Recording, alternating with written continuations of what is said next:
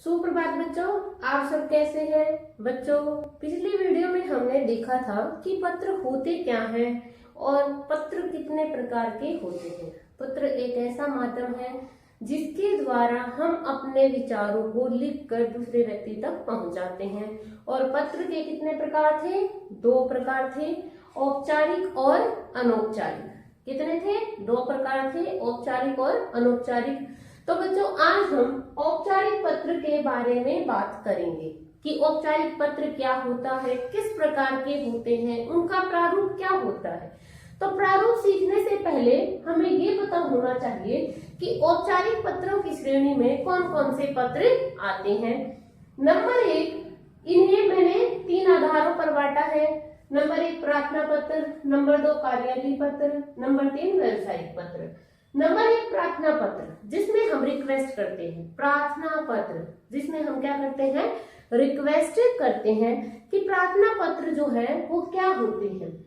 जिन पत्रों में निवेदन या प्रार्थना की जाती है।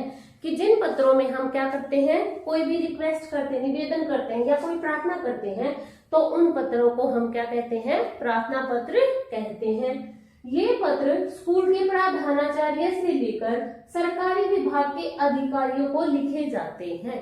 कि जब हम किसी स्कूल में हैं तो हम स्कूल के प्रधानाचार्य को पत्र लिख रहे हैं, रिक्वेस्ट कर रहे हैं, तो निवेदन कर रहे हैं, तो उन्हें भी प्रार्थना पत्र कहते हैं। या फिर हम किसी सरकारी विभाग के अधिकारी को पत्र लिखकर कोई जानकारी प्राप्त करना चाहते हैं, या फिर आप सरकारी विभाग में कार्यरत हैं तो उनसे आपको छुट्टी लेनी है या फिर और कुछ निवेदन करना है, तो ऐसे में जो पत्र लिखा जाता है उन्हें प्रार्थना पत्र कहते हैं। इसमें शिकायती पत्र भी आते हैं और आवेदन पत्र भी आते हैं। शिकायत जैसे कि आपको अपने मोहल्ले की सफाई व्यवस्था के बारे में शिकायत करनी है, ठीक है, या फिर कोई आवेदन पत्र करना है कि आप किसी गवर्नमेंट जॉब में लगना चाहते हैं, तो वहां पर आवेदन करते हैं कि आपके विभाग में यह पद खाली है और मेरे पास ये योग्यताएं हैं, तो उस पत्र को भी हम प्रार्थना पत्र की श्रेणी में रखेंगे।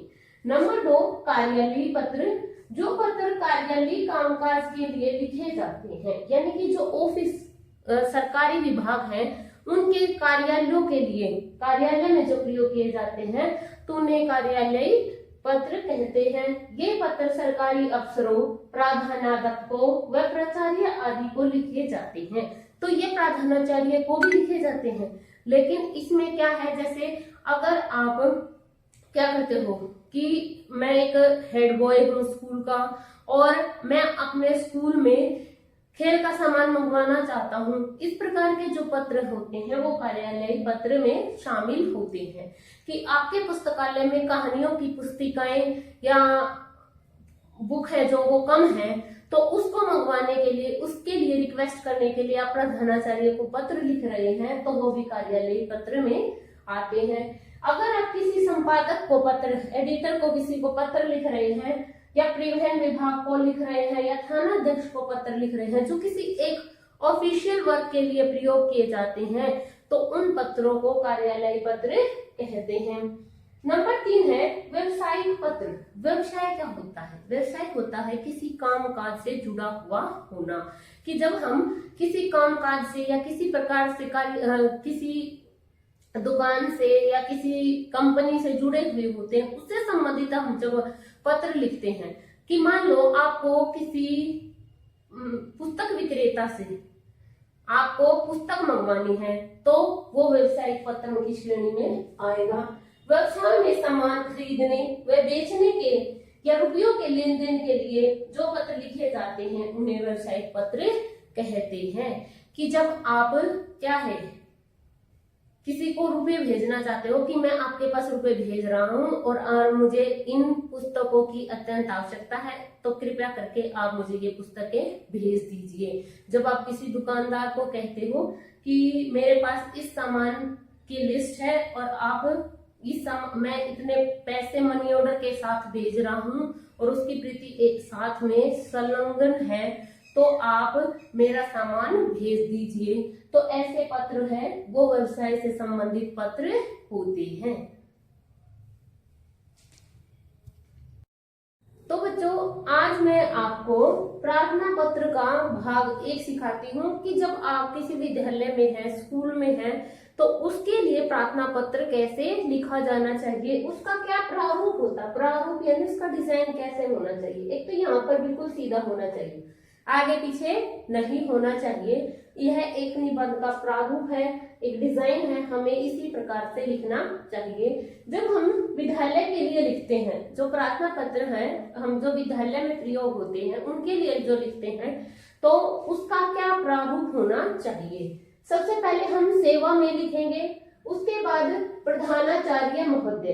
क्या लिखेंगे? प्रधानाचार्य। अगर वहां पर कोई लेडीज प्रिंसिपल है तो क्या लिखोगे? उसके पीछे आ जाएगा प्रधानाचार्य महोदया। क्या आ जाएगा? प्रधानाचार्य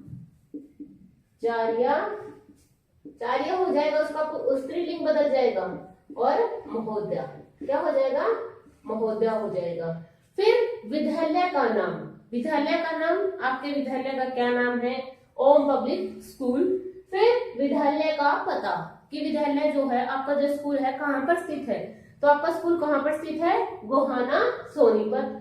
उसके बाद आप लिखोगे विषय कि आपकी जो समस्या है वो जो है, क्या है, जो आपने जो पत्र लिखा है उसका जो कारण क्या है, पत्र लिखने का क्या कारण है। जैसे मान लो कि आपको अवकाश लेना है, तो उसके लिए आप पत्र लिख रहे हो, तो विषय क्या लिखोगे?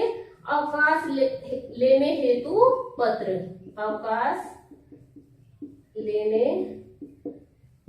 हेतु पत्र।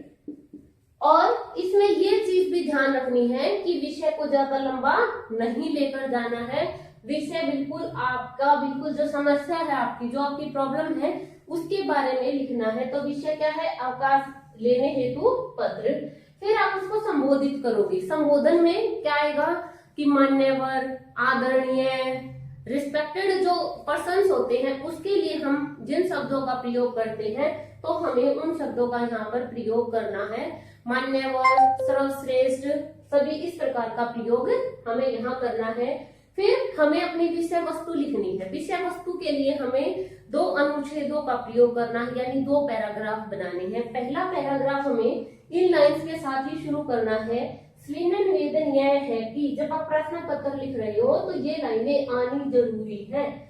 ये प्रारंभ है आपके पत्र का कि आप उससे निवेदन कर रहे हैं, प्रार्थना कर रहे हैं। प्रारंभ है, प्रारंभ में आपको अपना परिचय देना कि आप कौन है।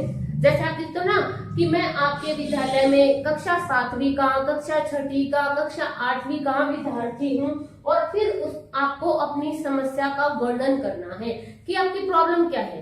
प्रॉब्लम क्या थी? अवकाश लेने हेतु पत्र। लेकिन अवकाश क्यों ले रहे हो? क्या कारण है कि आपको स्कूल से अवकाश लेना पड़ गया? आपका जरूरी काम है या बीमार हो, तो उस समस्या के बारे में आपको वर्णन करना है। फिर अपनी उपेक्षा के बारे में, आप क्या चाहते हो, आपकी क्या उपेक्षाएं हैं, क्या उम्मीद है कि आप चाहते हो कि प्रिंसिपल आपको छुट्टी दे दे, या फिर आप जिस अधिकारी को पत्र लिख रहे हो वो आपको आपका काम कर दे। तो अपनी उस उपेक्षा के बारे में आपको पत्र में दूसरे अनुच्छेद में लिखना है कि मैं इस कक्षा का छात्र हूँ, बीमारी के कारण मैं स्कूल में नहीं आ सकता, तो मैं आशा करता हूँ कि आप मुझे 2 दिन का अवकाश प्रदान करेंगे। तो उम्मीद, उपेक्षा जो है आपने वो उसमें वर्णन कर दी ना। फिर उसके बाद आता है धन्यवाद, कि आपको उसका धन्यवाद करना है। तो बच्चों इसमें क्या है, धन्यवाद करने के बाद आपको फिर अपने बारे में लिखना कि आप कौन हो, क्या हो। तो आपका क्या है? आपका आज्ञाकारी शिष्य। तो अगर लड़के हैं तो आज्ञाकारी मीन्स आपकी बात को मानने वाला। अगर लड़के हैं तो लिखोगे आज्ञाकारी शिष्य। अगर लड़कियां हैं तो आपकी आज्ञाकारिणी शिष्या, कि वहां पर उसका लिंग चेंज हो जाता है। शिष्य का पुल्लिंग, स्त्रीलिंग क्या हो जाएगा? शिष्या हो जाएगा। फिर आपको अपनी कक्षा लिखनी कि आप कौन सी कक्षा में पढ़ते हैं, 7वीं में पढ़ते हैं, 8वीं में पढ़ते हैं। सेक्शन के बारे में भी लिख सकते हैं आप ब्रैकेट में। फिर अनुक्रमांक, अनुक्रमांक आपका रोल नंबर क्या है। फिर आपका नाम। लेकिन आपको ये ध्यान रखना है कि जब आप स्कूल में लिख रहे हैं, परीक्षा के लिए लिख रहे हैं, या अपनी वैसे नॉर्मल कॉपी में लिख रहे हैं, तो अपना नाम वहां पर आपको नहीं लिखना, क्योंकि वहां पर आपकी पहचान नहीं देनी होती। तो इसलिए आप क, ख, ग या ए वैसे का प्रयोग कर सकते हैं। अंडरस्टैंड। फिर उसके बाद आता है दिनांक। दिनांक भी आपको लिखना जरूरी होता है। यह भी एक पत्र का प्रारूप के रूप में आता है। दिनांक इसमें नीचे लिखी जाती है। जो हम पत्र प्रार्थना पत्र लिख रहे हैं तो उसमें हम दिनांक नीचे लिखते हैं। अगर बच्चों आपको विद्यालय से संबंधित प्रार्थना पत्र लिखने में कोई भी समस्या है, कोई भी प्रॉब्लम है, तो आप मुझे कमेंट सेक्शन में लिखकर पूछ सकते हैं। बच्चों, हमने औपचारिक पत्र का प्रारूप सीखा। अब मैं आपको उदाहरण के माध्यम से बताना चाहती हूँ कि एक विद्यालय के प्रधानाचार्य को पत्र किस प्रकार से लिखना है। तो औपचारिक पत्र हेडिंग लिख रखा है मैंने। फिर हमारा हेडिंग क्या है? प्रधानाचार्य को बीमारी के लिए अवकाश हेतु प्रार्थना पत्र लिखिए कि आप बीमार हैं, उसके लिए अवकाश चाहिए। अवकाश क्या होता है? छुट्टी चाहिए, उसके लिए प्रार्थना पत्र आपको लिखना है। तो सेवा में प्रधानाचार्य महोदय, ओम पब्लिक स्कूल गोहाना सोनीपत। ये आपने जहां पर जिसको पत्र लिखा है उसका एड्रेस है कि स्कूल का नाम, स्कूल का पता। फिर आपको एक लाइन छोड़नी है। फिर लिखना है विषय। विषय में क्या लिखना था कि आपकी जो प्रॉब्लम है, समस्या है, उसके बारे में लिखना था। तो विषय क्या है? बीमारी के लिए अवकाश हेतु प्रार्थना पत्र।